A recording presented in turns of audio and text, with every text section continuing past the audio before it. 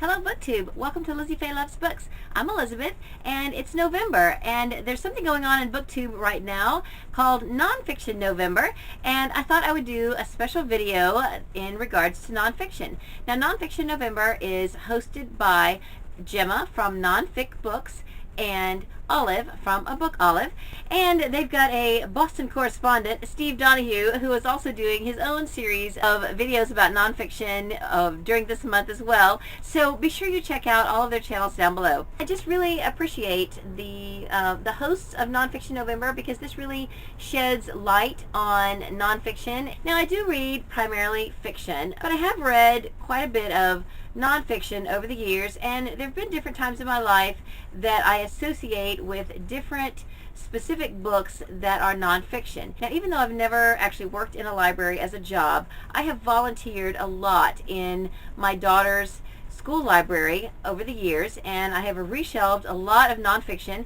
and I've learned a little bit about the Dewey Decimal System, and I thought I would just kind of make my own contribution and kind of remind you about some of the other nonfiction categories that are out there and give you a little library lesson along the way.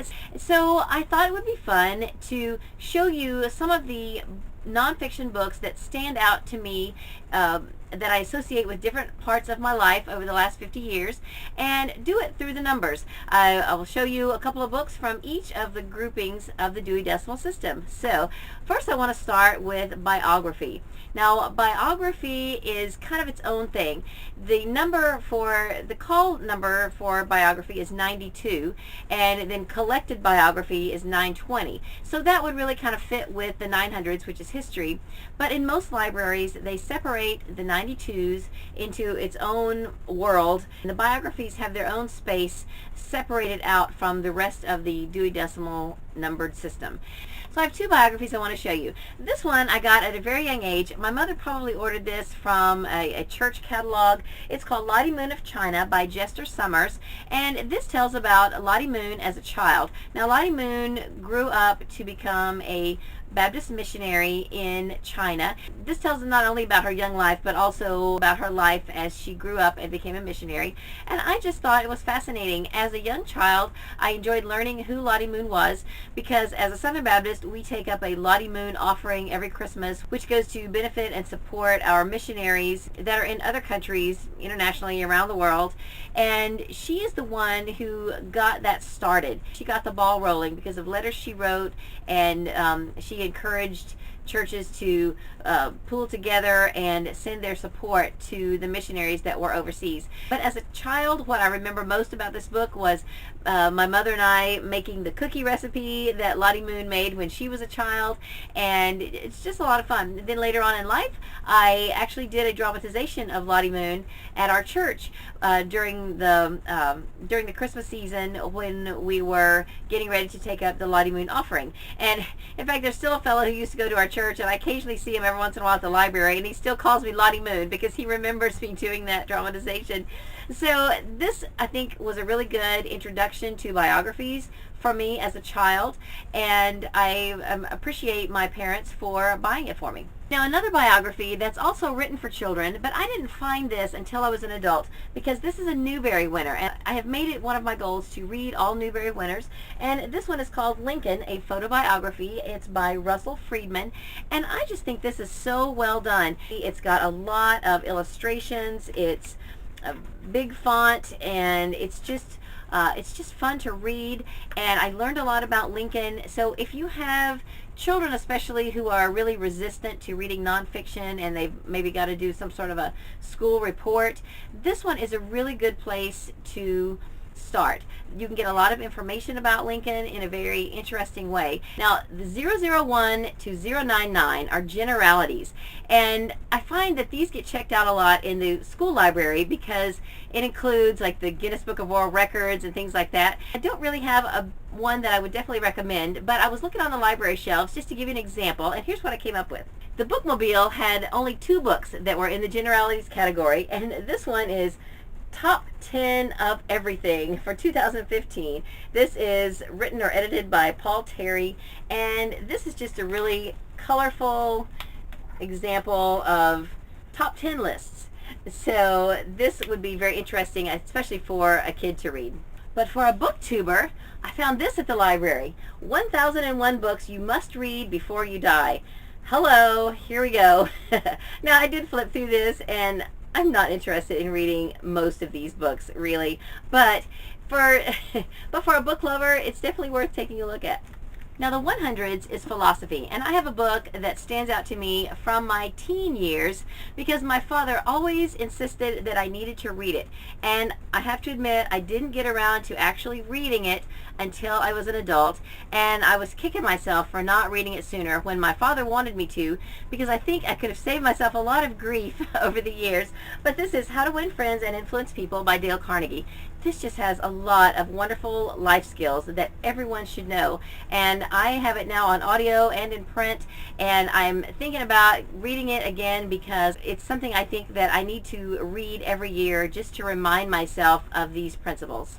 The 200s is religion. So you will find in the 200s books about all different religions, and since I am a Christian, I of course will recommend the Holy Bible. Another book I would recommend, this is a Christian devotional book, and this is a classic. This is My Utmost for His Highest by Oswald Chambers. Now this has two versions. The original version is kind of an old English style, and it is a little more difficult to read, and so I used to have a copy of that, and I have passed that on to someone else because I realized that I really preferred the updated version that is in more of a modern today's language. I think it's a little easier to understand. But both editions are available and out there if you want to read this book. It is definitely a classic devotional book. It's one that was recommended to me by people that I love and respect, and I associate this with the year I got married because I read it in 1998, and I remember specifically that it was 1998 because I remember in the dressing room when I was waiting for my wedding to start, I took out my book and read that day's devotion to all of the bridesmaids that were in the room with me, and my mom took a picture. So I associate this book with being engaged and with my wedding and being a newlywed.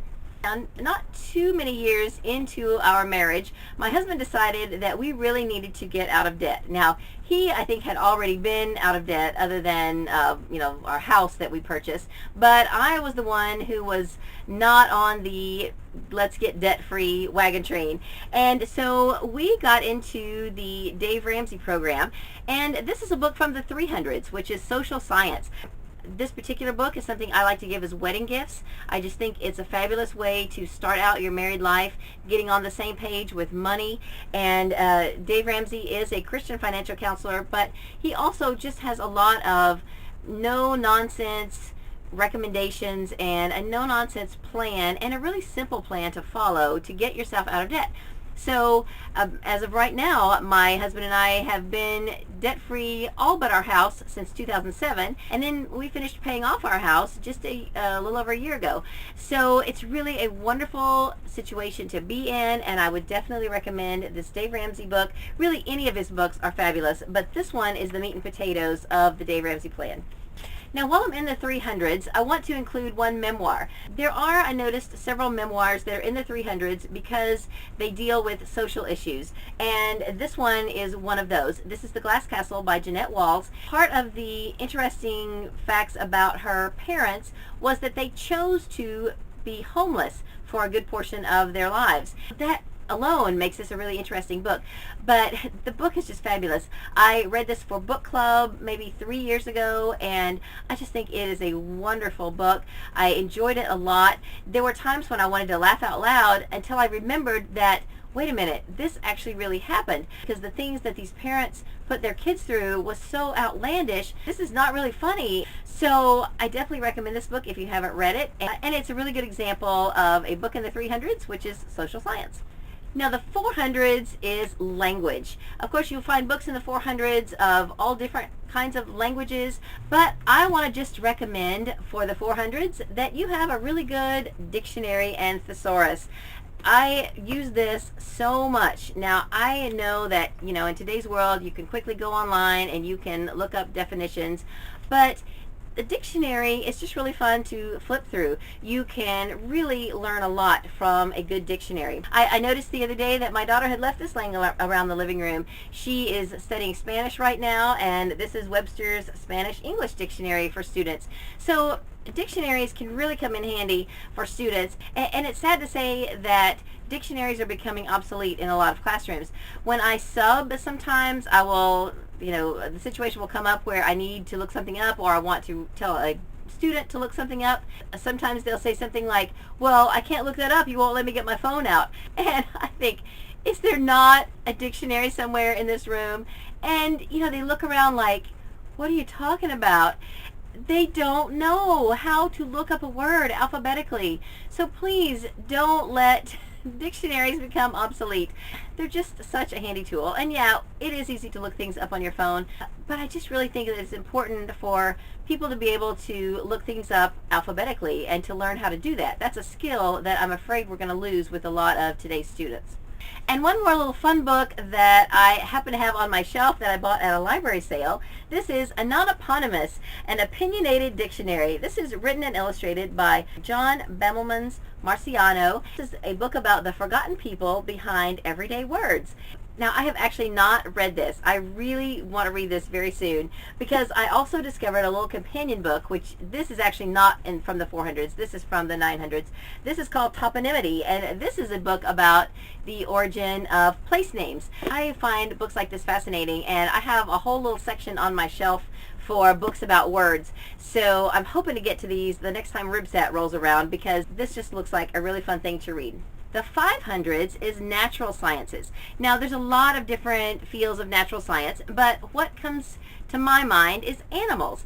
And I associate these two books with college because I went to college with a fella named Gordon Grice, who has now grown up to become a college writing professor, and he writes books about animals. This is the Book of Deadly Animals and Deadly Kingdom, the Book of Dangerous Animals. And I lived in the same residence hall or dorm, and I had lost touch with him. When I was first signing on to Goodreads, I looked up some of my Facebook friends to see who was on Goodreads, and I discovered that one of my old scrapbooking friends was reading one of these. And I saw that author, and I thought, Gordon Grice? I went to college with a Gordon Grice. I wonder if that's the same one. And sure enough, it was. So I've gotten back in touch with him through Facebook, and I hope to get to these books very soon. I actually have not read these, but since it's Nonfiction November, I think I am going to actually pick one of these and read it this month, because I'm doing a series of book reviews about books by authors I know, and so this is an author I know, and I think it'd be really fun to read one of these books. Now, the 600s is applied sciences. This is where I live. I love the 600s. This is where you get some self-help books. This is where you get some how-to books, and I just love to go through the 600s.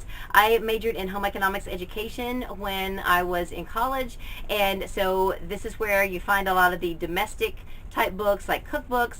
So the first one I want to show you is another book I like to give for wedding gifts. This is The 5 Love Languages by Gary Chapman. How to express heartfelt commitment to your mate. So this is the one on love relationships. There's also one about relating to your children. There's one on relating to your teens. There's one on how we worship God using the 5 love languages. There's a whole series of these books, and they're just wonderful. It operates on the theory that we all lead with one of 5 basic love languages: words of affirmation, quality time, gifts, acts of service, and physical touch. So we all should be able to speak in all of these love languages, but there is one language that we tend to lead with, and we tend to give and receive love easier in that language. So if you have a spouse who speaks more fluently in a different love language, you may not be communicating very well and understanding that the other is trying to show you love because that's not the love language you speak. And it's just a fascinating topic, and I love this so much. This is really a really wonderful book. Moving on to some domestic how-to books. This is one of the very first clutter/organizing books that I ever purchased, that I ever read. Don Aslett is just probably one of the foremost experts in cleaning and organizing from back in the 80s, and this is called Clutter's Last Stand.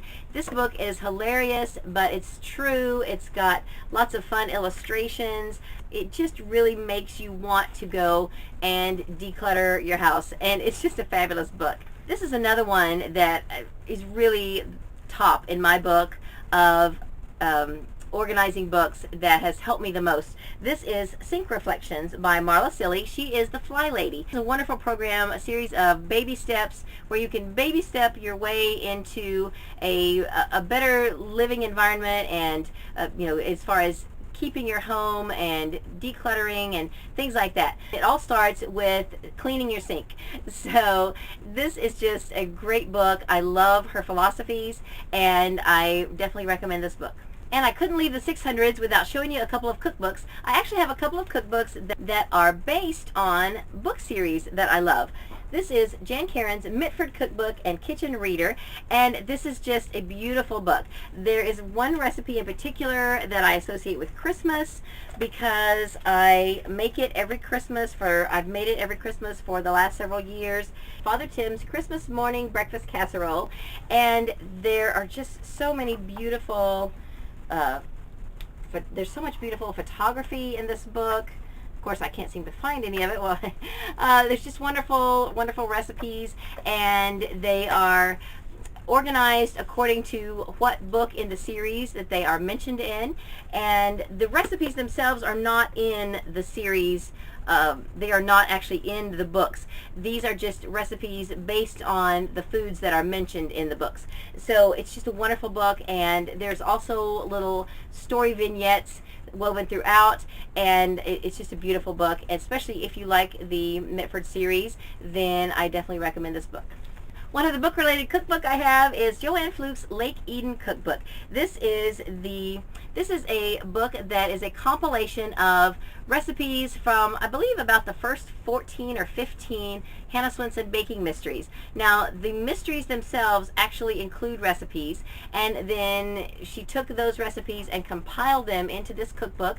The majority are cookie recipes because Hannah Swenson, the main character in the story, has a cookie shop, but she also makes a lot of other recipes as well. So it's not just a cookie cookbook. There are plenty of other recipes in this book, and I definitely recommend it. This is where I got my recipe for the mystery cookies that I made for March Mystery Madness, and I did a little video about those, and this is a fun book to have and use. Now, the 700s is arts and recreation. My favorite type of arts or crafting is scrapbooking, so I just pulled this off my shelf. This is just representative of all of these scrapbooking books that I own. I don't have one particular favorite.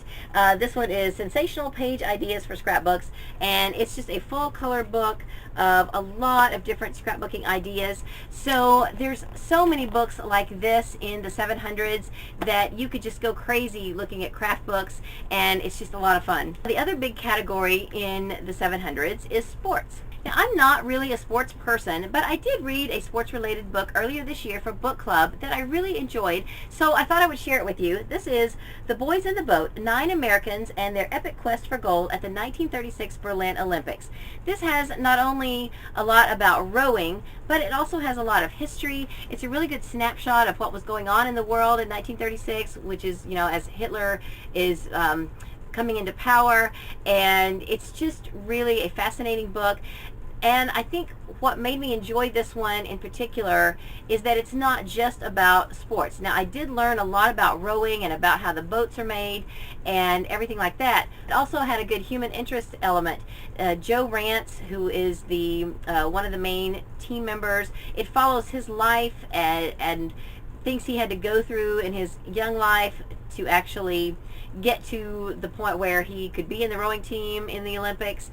And it also follows the coach and even the man who made the boats that they used. So it's really a good human interest story. It's also just really a fascinating read. So really, whether you are interested in rowing itself or not, it's a really good book from a lot of different aspects, and I think it's really well written. It has some photography, so you can sort of see what the people look like that they're talking about, as well as the boats and the scenery, and so it's just really good. The 800s is literature. Now, of course, there are all kinds of things I could show you, but I thought back to my early childhood and a book that my father was always pointing out to me on the shelf, and I think maybe my parents had a copy of this because they were both teachers, and perhaps one of them had this as a textbook for one of their education classes. I don't know. I don't know what became of my parents' book. This is a later edition, and the book is the Arbuthnot Anthology of Children's Literature. Now, what stands out to me from the book that I remember was a little poem called Slovenly Peter. It came with a little illustration of this boy with really long unkempt hair and really long fingernails and toenails, and he was dirty, and the little poem was about Slovenly Peter and how he didn't keep himself clean and let himself go. And I think my parents must have pointed that out to me because, you know, in trying to encourage me as a child to take a bath and keep my nails clipped and things like that, they didn't want to, you know, they told me you don't want to be like Slovenly Peter. And so I really wish that this edition had Slovenly Peter in it. It doesn't. I was just reading the preface, and it said that for this edition they had to take out some of the other poems and they put in some more updated modern poems to reflect the time frame that this was published. And so unfortunately Slovenly Peter was one of those that I guess hit the chopping block. Now, about this book, this is really a wonderful book. It's got a whole section of poetry, another section of excerpts of classic children's literature. There's a section of nonfiction, and it's about a 1,000-page book. It's a very good book for an overview of children's literature. So I'm guessing that this is a book that is or was used as a textbook for college level classes in children's literature. And the last section is in the 900s, which is history and geography. Now, I don't need to tell you too much about history because I think that tends to be what we think about and associate with nonfiction primarily. But I do want to show you one book that I've read recently that I especially enjoyed. This is The Girls of Atomic City, The Untold Story of the Women Who Helped Win World War II by Denise Kiernan. This is a really good example and snapshot of what was happening in the United States during World War II, and particularly the women's role in what was happening. This particular story showcases Oak Ridge, Tennessee, which kind of started out as a camp and then turned into a city, which I believe is still a city today. And this is where the product was made, which went into the atomic bomb. But of course, none of the people who lived and worked there knew exactly what they were doing. It was so compartmentalized. They each had their specific jobs to do, and they knew that they were doing something towards the war effort, but they did not have any idea until it was all said and done what they were actually doing. And I just think that's really fascinating. Now, while I'm on the subject of history, I do want to show you one other book that I've had since a very young age. This is called Trail to Oklahoma by Jim Booker. This is actually a fictionalized account of the Trail of Tears, and I know that this doesn't really count as a nonfiction book, but for me as a young child, this was a great way for me to learn about an actual historical event that was close to our family. My great-great-grandfather was a 6-year-old Choctaw Indian who traveled with his parents on the Trail of Tears from Mississippi to Oklahoma in the 1800s. And so this book is one that my mother brought home for me. I believe she probably picked it up one year when she was at her teacher conference. And I've mentioned before that usually every year she would bring me a little house book. But one particular year she brought me this one too, and I read it cover to cover, and I found it fascinating even as a young child. And I don't even think I had a full grasp of how much it related to our family.